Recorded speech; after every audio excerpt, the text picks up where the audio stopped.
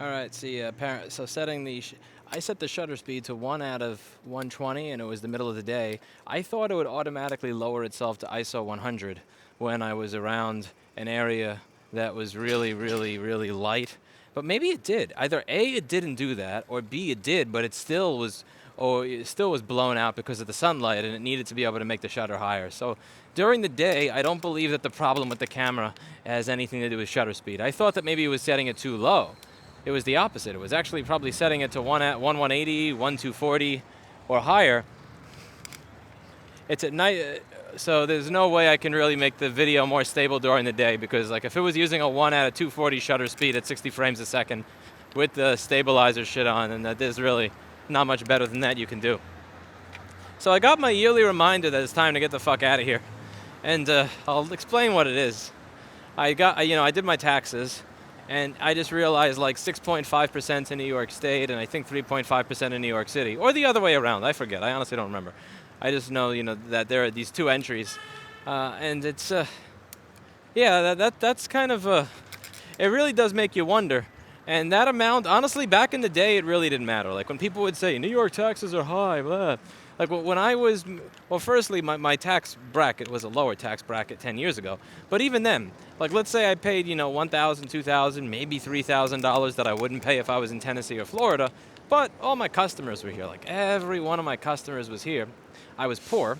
You can't move when you're poor without pain, because when you don't have a job, you have to build up a job. And while you don't have an income after you moved, you're going to be living in, outside, because, and when it comes to like eating, you're gonna again all that stuff. If you're poor and you move and you have a period of time where you have no salary, that really sucks. Like as much as any city or state sucks for living indoors. I don't have that problem anymore because I have savings. But then there's also the issue of having the let's say your business is all in an area. So I used to be my business. So if my customers are here and I'm the one doing the work, I mean. When I was the only one doing the work and all my business was here, it's not really like you can move. Now I have a business that, I don't have to show up and shit just gets done. There were a few times last year where I realized there were massive giant holes in how we were doing things that needed to be addressed. And I stayed, every day for 12 or 13 hours, showed up around 10 or 11, left at 10 or 12, in the evening, and I fixed, I fixed all the problems one by one by one. And after, you have to do that from time to time, and then shit gets fixed. And but like I did that. I don't think it doesn't really. And thirdly, I really feel like a douchebag saying this, but I don't know why. I don't know why I feel like a douchebag saying this. I shouldn't, because of the amount of work that I've put in at the expense of having a personal life or any kind of life, honestly, over the past 12 years. But I make more money now. So since I make more money, that percentage is more painful. I mean, A, the percentage goes up as you make more money, but B, the amount of money also goes up as you make more money. So it's a double whammy. So there's that. So it's more noticeable. And like once that amount of money is enough that like it actually would kind of pay for a good amount of an apartment for a whole year, it's like, what am I getting at here? Because before, the value of me being in New York City was I need to be here to do the work. I need to be the one turning the screwdriver. I'm not the one turning the screwdriver anymore. Like I'm not the one that's doing the soldering. Probably for the the betterment of my clients. If either of you watched my last video where I was the last two videos in the main channel where I was doing a repair. Well, honestly, you guys are on the live channel, so you guys watch the stuff that's on the live channel, which means you saw my last two live repairs. Which, yeah, let's just say it's probably better off if probably better off if I exit stage left, retire while I still have a brand name of being one of the best people in investigative component level electronics repair, and not make an ass of myself into the future, which is what will most likely happen if I continue doing videos, given the performance that you've seen in my most recent ones. I made a decision to retire from that several months ago. And I went back on it for the hell of it, and that was a fairly stupid thing to do. But yeah, so needless to say, you're not going to be seeing me doing those anymore. So like the value of me being in New York City. So essentially, you're paying a tax, but in exchange for the tax, you're getting the value of being here.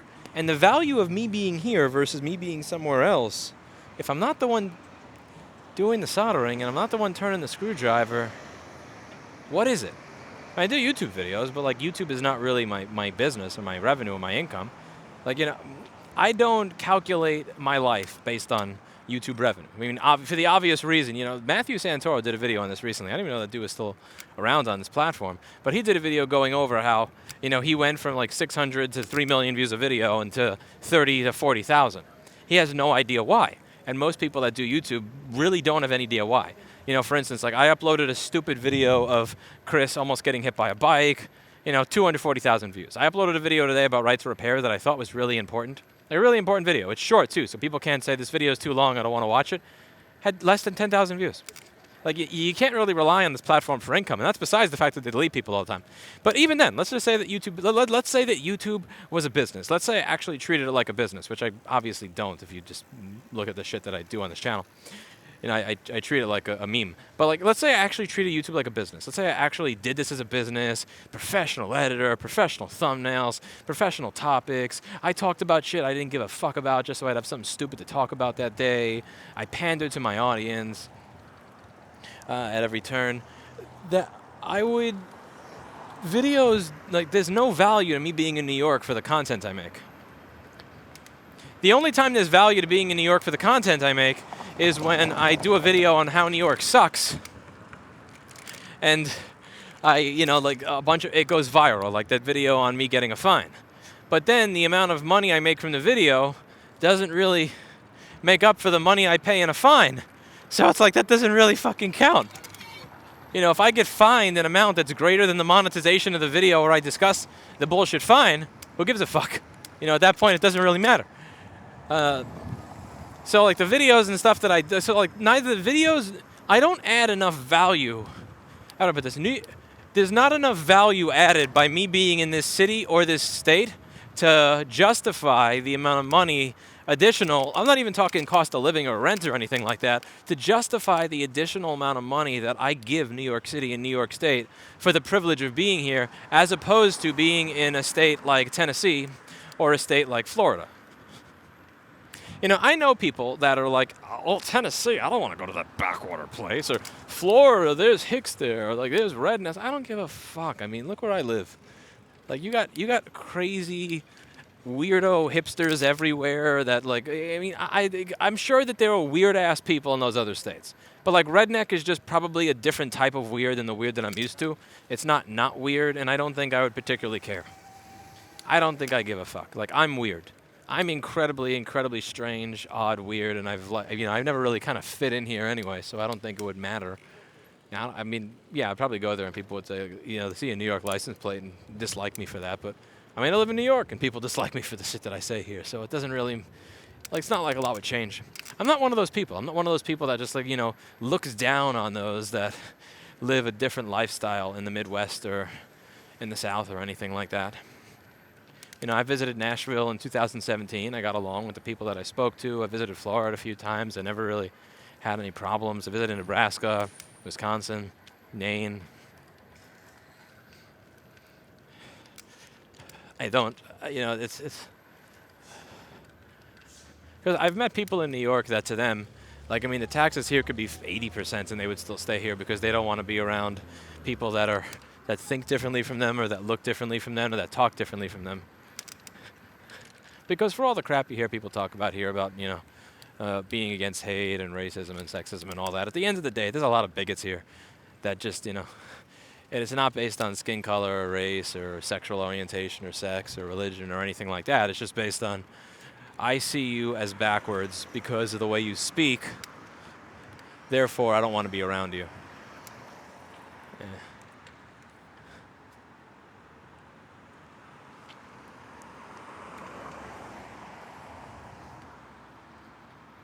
Maybe there are people that are backwards. I don't know. I don't really.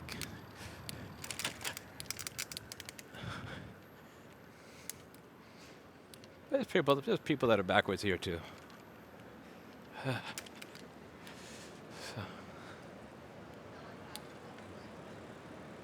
yeah, I look at it and it's just like the value proposition just ain't there. The problem I have is that it's really, really difficult to get Erica to go anywhere with me. So I'm probably going to wind up checking out some of these states on my own.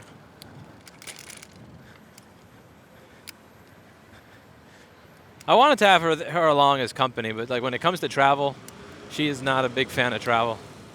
I wanted to drive. Like she said, what if we take a plane and drive around? But like then I have to rent a car when I get there, and oh my God, have you people seen car rental prices? Holy effing shitballs, man.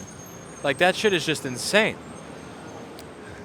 Like the shit that you pay for a fucking 2005 Toyota Corolla. My God. Like it genuinely makes no sense. And plus, I kind of want the experience of going from town to town, maybe stay in a motel on the way there for a night. Like, I think that'd be kind of fun. It'd be part of the experience. I really don't want to deal with the TSA and waiting for my flight and them losing bags and all this other stupid shit.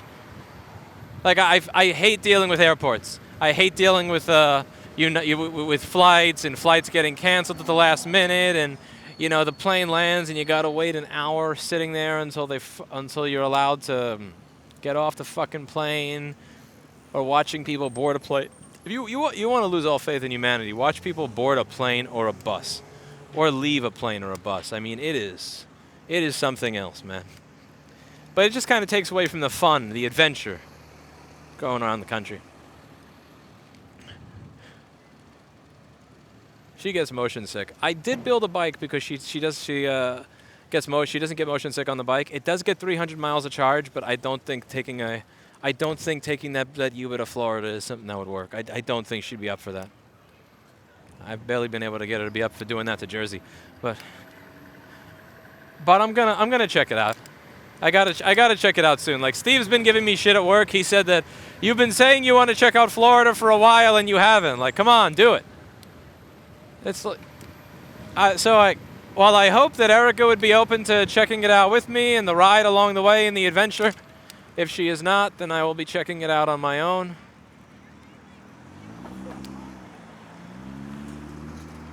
And then, I like Erica. She's a great girl. She really is. But I really don't want to spend the rest of my life in this city. I don't. I don't think she does either, honestly. I mean, I look at her channel, every other video is another stabbing, another shooting, another Asian beating, another stabbing, another shooting, another Asian beating. You'd think she'd be more excited to travel with me, but yeah, to each their own. To each their own. I'm going to be checking this out because I want to make a resolution to myself that this will be the last year that I give 10% of my income to New York State and City for no fucking reason. Like, I want to make this the line in the sand. This will be the end of that. We're not doing that anymore. It just doesn't. It doesn't make sense. It doesn't add up. It's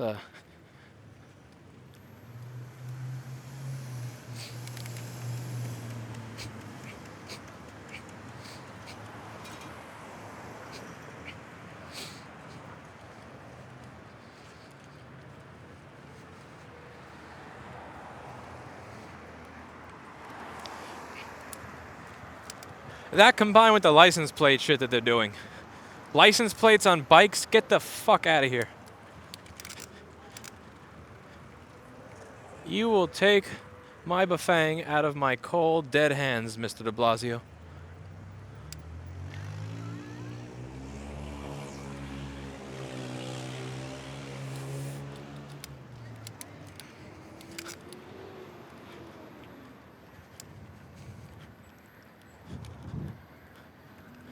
I still feel like I really feel strange even being able to contemplate this. It's weird. It doesn't feel earned. I mean, if someone told me 10 years ago that you may be at a point at some point where your income is not based on how many times you turn the screwdriver or how many chips you solder, I wouldn't have believed them. I wouldn't have bought it. And it's weird because even after doing all the work, like, I still don't buy it. Something feels weird about it. And I don't get it. Because I look at that guy that sold his business to Allstate, you know, eight-figure multimillionaire, set for life, doesn't solder. And I don't think that about him. I look at some of the other people in this industry that are, rabid multimillionaires that have probably done less work. I mean, made better decisions. Made a lot better decisions than me, completely earned their money, not arguing that they didn't earn their money. They were smarter, they made way better decisions, and their risks were not stupid. But I don't think that about others, but I think it about myself, and I got to change that. I got to figure out how to look in the mirror and just think to myself, how many of those gray hairs that could have still been black have to be there before you believe that you're actually kind of deserving or worthy of using your mid-30s to make up for the time that you spent working in your teenage years and 20s. I mean, that was always the point.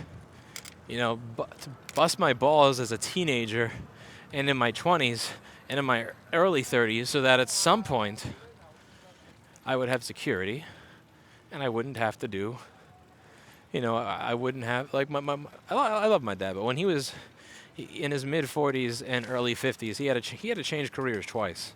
And he was going to school for like 17 and then to work for like 17 hours, and I don't know, when I'm 50, I don't want to worry about that shit when I'm 50. I want to be able to, I want to get on.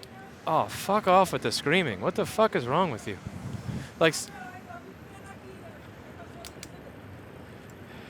I want to actually pedal and not use the motor, but I have to use the motor to get past.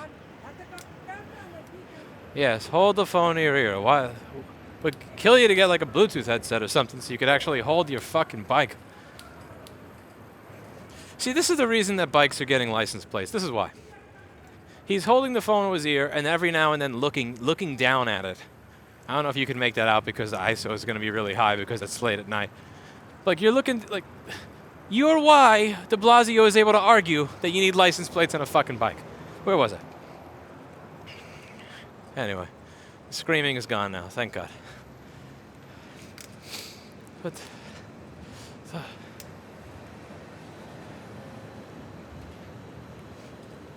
I never wanted to deal with that shit. I don't want to be 50 or 60 or 70 and have to think about this stuff. So I'm going to put my time in now. And it's going to suck, but I'm going to do it. I'm going to build something. But I'm going to lose my mind trying. Or lose my hearing. Oh, Jesus. Stupid train.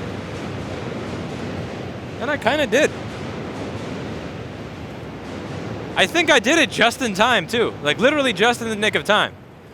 Because if I was still the one doing the board repairs for this business, oh my God, that would be horrible. Thank God I'm not the one that's doing the board repairs for this business anymore. So I got that whole thing of, not having to be the main business, not having to be the person doing the work out of the way at just the right time. See, I'm kind of looking at it. Wyoming, South Dakota, Florida, Texas, New Hampshire. What was the other one? And Tennessee. I think there's another one I'm forgetting. I think I got it narrowed down to Tennessee or Florida. New Hampshire's motto is live free, but they have 2.3% property tax across the entire state. That's not free. That's imprisoned for the rest of your life. So New Hampshire is a little propagandish there. Don't get me wrong, I'm sure it's better than New York. It's just I don't want to move from 2.3% property tax state to another 2.3% property tax state. Kind of defeats the purpose of doing all this work. You have Texas. I don't know why Florida seems more appealing to me than Texas. I don't know if it's because of the beach. I think a big part of it is the beach. But I should visit Texas.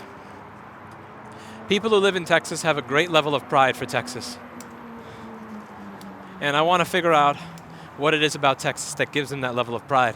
I'm not saying that it isn't earned or deserved. I just want to, I don't mean that in a challenging way. I mean I want to learn, I actually do want to learn I want to go there and meet the people that have that sense of pride in Texas and learn from them, maybe enjoy some experiences that allow me to understand where that comes from so that maybe I can take part in it someday.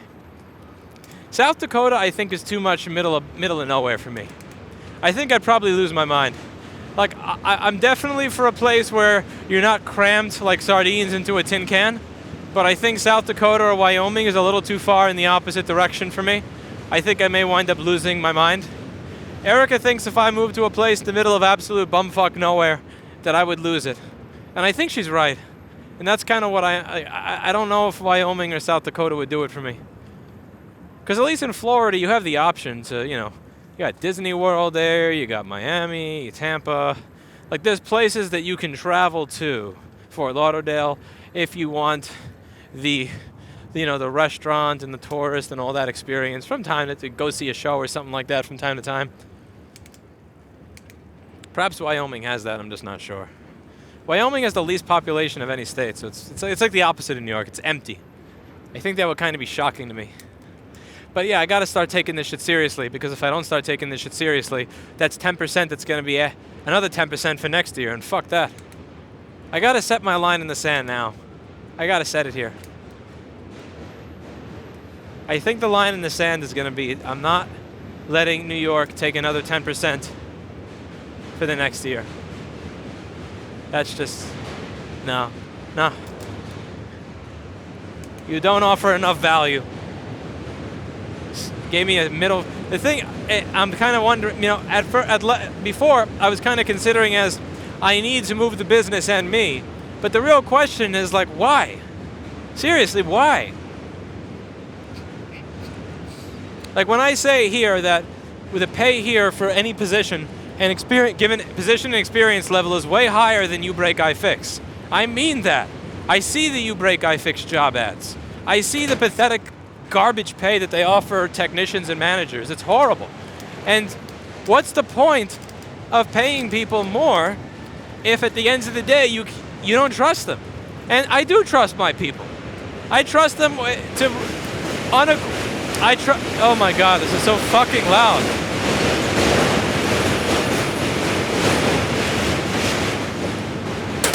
I do trust my staff completely because they're good at their job. The whole reason that they're there is they're good at I trust them completely. Like, yeah, I mean, I joke. I upload videos where, they're fucking around with a Nerf ball, whatever. It's funny.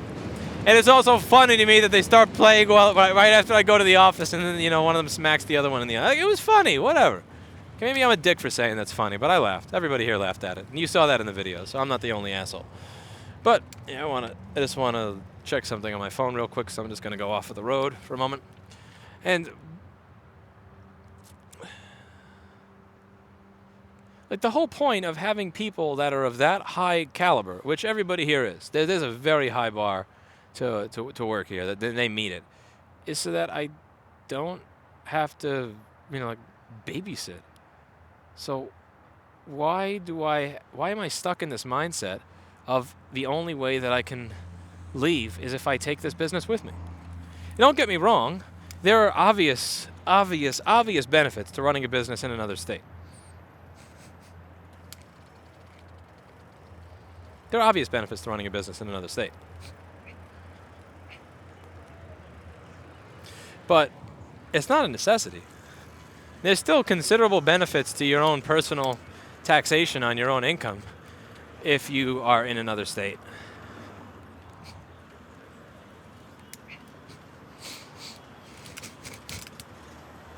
I also kind of get to figure out if I actually built something. Did I actually build something amazing? If I'm not physically present, I mean, realistically, I've been testing this since June of last year. Let me step back for 2 weeks, do nothing, and then come back in, look at everything, and see how things are. Okay, this is what's screwed up, this is what not screwed up, and I put all that work in. I'm just kind of curious. If I were to do that, what would the results be? And I think the results would be that it's actually a fine business that runs itself.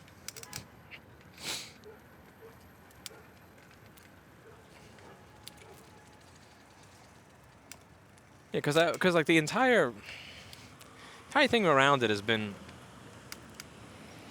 why don't you leave? Well, I have people. But why do I have to take the people? Why? I think I'd rather just let life come at me. Now, obviously, a big issue here is that the walk-in business does not match the walk-in rent. But I think it's time, time will tell what happens with that. Time will tell what happens with that. If they come up to me and they say, listen, we want every last penny of back rent, and, paying 3/4 or 4/5 is not good enough for us, even though all of the offices and all of the offices are closed, all the schools are closed, and all your customers moved away. We want the whole thing back. Then you kind of force my hand there. Stuff like that is really going to kind of determine where I go. They play ball, they're reasonable, then maybe it makes sense to stay. I turn in my secondhand dealer license so I can't get fined for secondhand dealer infractions that are made up because I don't have one anymore. That's going to be done very soon. Instead of me making the decision, why don't I let the world make it for me? Because, essentially the best decisions that I've made in life are the ones where I steal credit for something that the world did for me. I will let the external world make the decision for me rather than me feeling like I need to always be in control.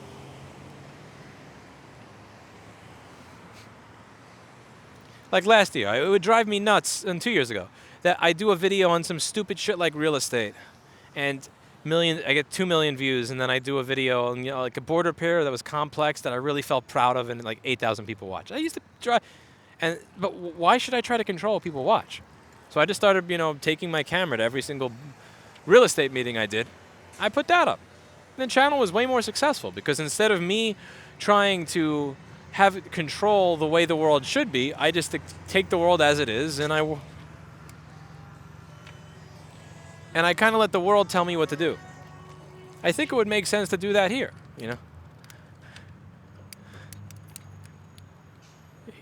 If they say, listen, hey, we want all back rent, and going forward, we still expect you to pay exactly, this insane amount of money, even though everything here is, a lot of businesses left, and the schools were closed and all that.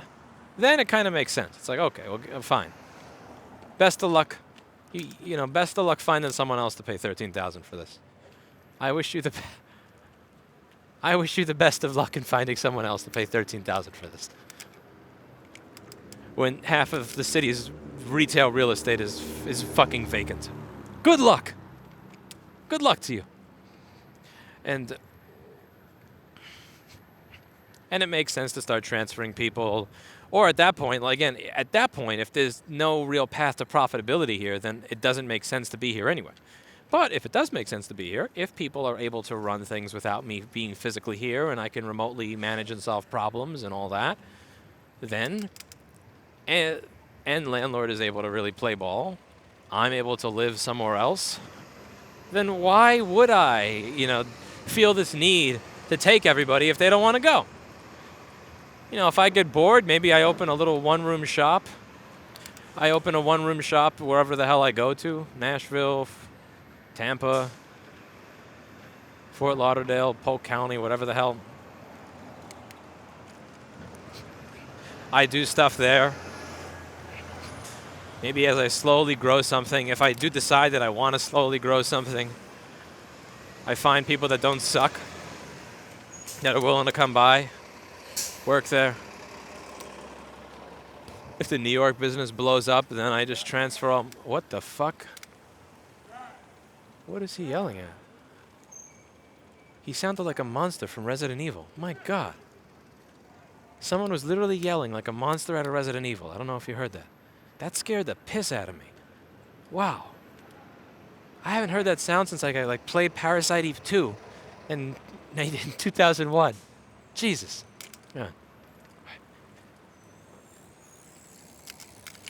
You could always redirect mail-in business to a different address, and now more than 50% of the business is mail.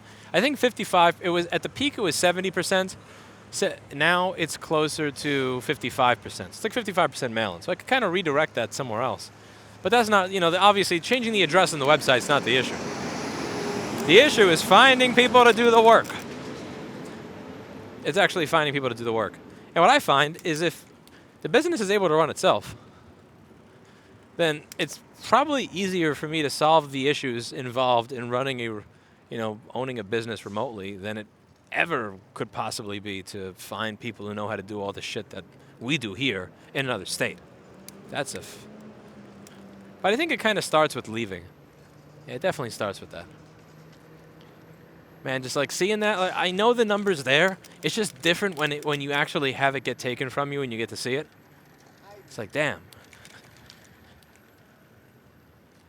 6.5% state, 3.5% city. I think that's what it is. I don't remember the exact number. Something like that. Or the other way around. Oh shit. Or maybe it was 5.5 and 2.5. I don't remember the exact number. It was high enough to get me to think about this and do this video.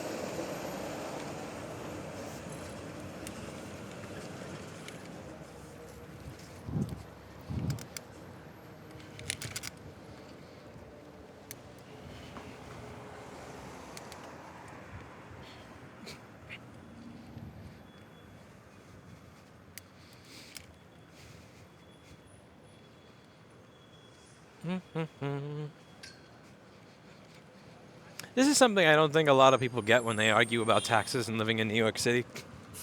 Like for most people, taxes are not the reason that they choose to live someplace, especially in the younger stages of your life. If you have a job opportunity that pays you $150,000 a year here, and you have to pay an additional 10% in tax, but you live in your hometown of Casper, Wyoming, or something, and your best opportunity there is $30,000 or $40,000, you're not really griping on the 10% tax. So it often shows an out of touchness to me when I see people talk about how the reason that someone would New York is bad is because of taxes, because they don't take into consideration the entirety of a person's living situation. And I know people who moved here that make $90,000 that in their hometown were making $7 an hour as a mover. Now they make $90K. Do you think they care that the state takes an additional 7 or 10% of their money? Not really. I mean, of course, obviously they care, but it's considerably better than their old deal, even when you factor in cost of living.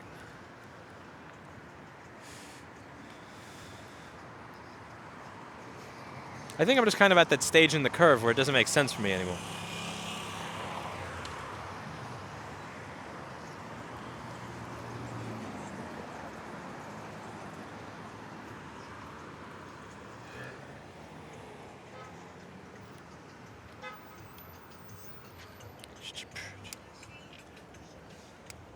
I'm kind of excited to get some travel in. I'll be sad if there's no Erica to keep me company, but I'll kind of be happy when I see the exiting New York State sign.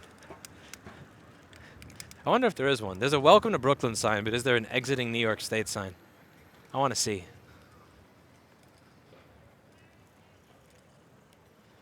I'd like to see.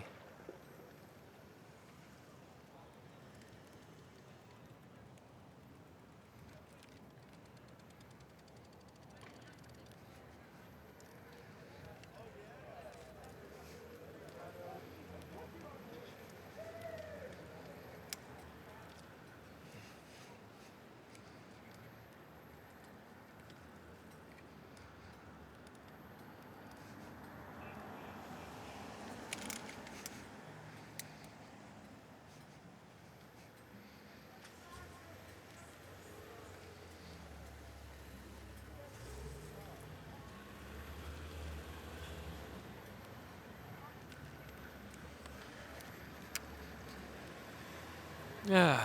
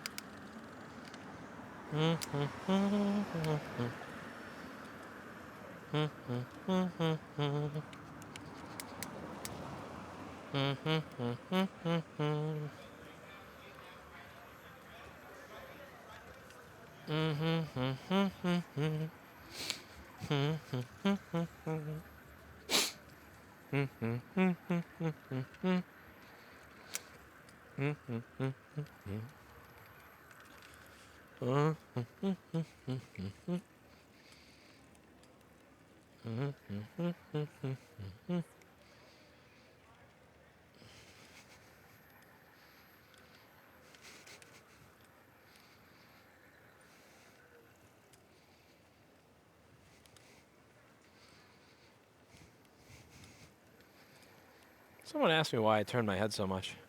I feel bad for them if it makes the camera messed up for them, but I really like to be aware of my surroundings at all times. I honestly feel more safe on a bike than I do in a car, even when I'm in a road with a lot of people going fast and trying to pass me and stuff, because I feel like I have better vision. You know, the car, I forget what you call it on the car, but you have this thing and then that thing, and it blocks so much of your vision. And what I like about being on a motorized bicycle, even if I have no armor, I feel like my ability to be agile, but also my better vision makes me more safe than if I was in a vehicle. I genuinely feel more safe. I feel like I'm less likely to hurt someone else, most certainly less likely to hurt someone else. And also, I know how wide I am, specifically. You know, with a car, it's difficult to tell. It's difficult to tell in a vehicle. Yeah, because it's so much, because like here, the vehicle I'm traveling on is as wide as I am. So I know that if I'm squeezing in between some place, or if someone's next to me, that there's no way that I am going to even potentially go near them. I really kind of like being able to see everything around me with no obstructions.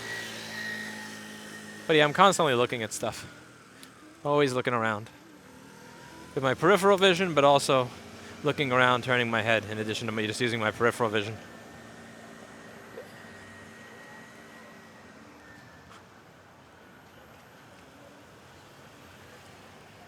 I have never hit another human being or crashed into another cyclist.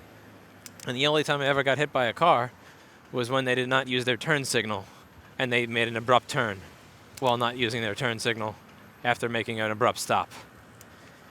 And I still feel bad about that.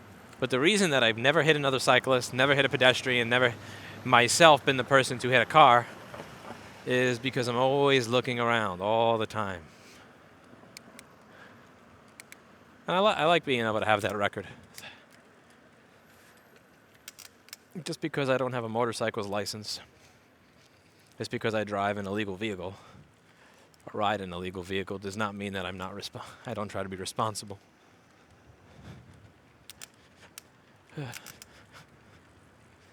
If anything, I think that if you are riding something that is illegal, that the onus is on you to be even more responsible, because it's illegal for a reason, and it's up to people who utilize that device to prove to the world why it shouldn't be illegal, or why they shouldn't be afraid of it or afraid of you, and why that is ridiculous.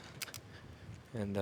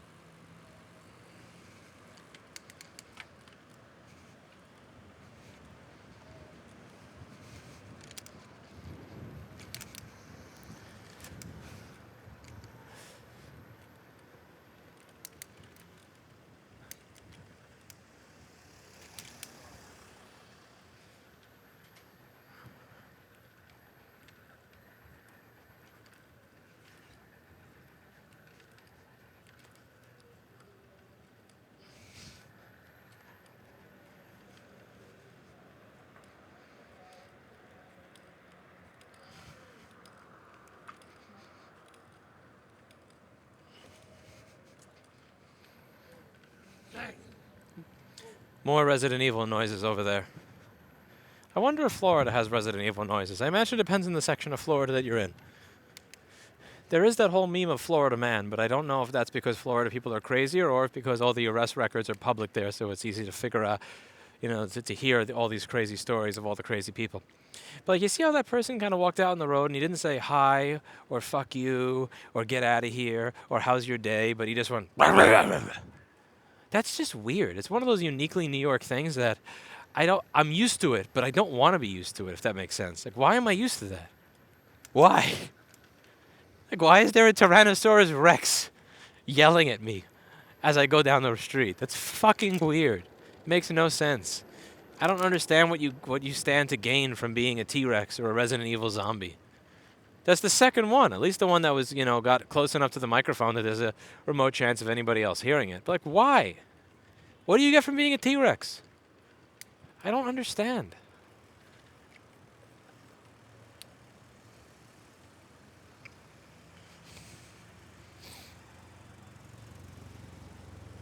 I can't really even help someone if they do that. Like back in 2011 with the supply business, every now and then there'd be some people in line for the homeless shelter, and sometimes there'd be people that didn't make it in, or because there was a homeless shelter or something like that was right next door. And I'd say, I'll give you 50 or $100 to help me pack some boxes for an hour or two, if I'm really, really behind. And they work their balls off for the hour or two. But I say, here, I'll give you $100. It's 65 degrees. I have the air conditioning cranked. I know they don't have any AC in there. I'll get you some food. I'm ordering from Muscle Maker Grill. But I need you to be able to communicate with me. That was actually wound up being a stupid thing to do because 2 out of the 3 times that I did that, I got burglarized by the people that we did the work. They actually did do the job. I'll give them the credit for doing the job. But then right after they did the job, they went to my RMA pile and started stealing shit. This is before I had cameras, but since I was the only other person with them in the room, it was obvious.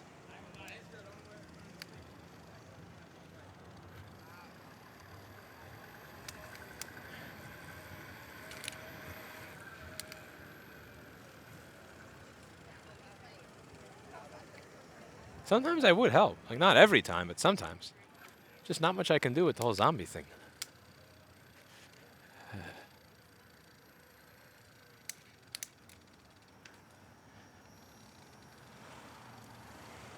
All right, everybody. I'll see you all later. Home sweet home, man. Shams Aldin Food Market. This is a deli on the corner near where I live. It's funny. They actually have this bulletproof glass shit that turns around, so late at night you can't walk into the store, but they only have this little thingy that you turn around. So that you can't, shoot or stab someone through the window.